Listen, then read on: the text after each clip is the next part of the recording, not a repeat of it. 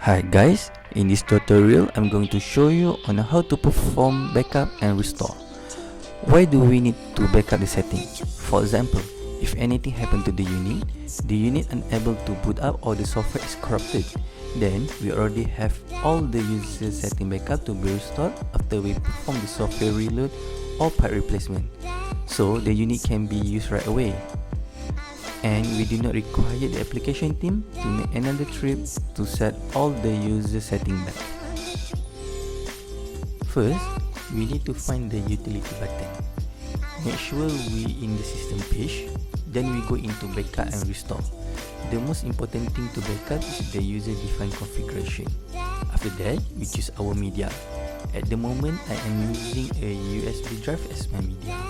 Then we click backup. A warning will pop up to confirm if we want to backup the setting into our media. Press OK.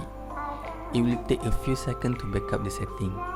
It is advised to backup the setting on every planned preventive maintenance.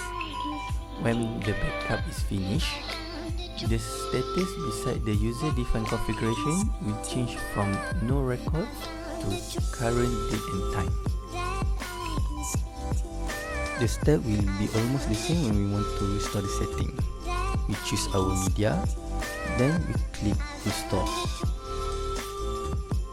A warning will pop up to confirm our action. Press OK to continue. But at the moment, I do not need to perform the setting restore, so I will click cancel.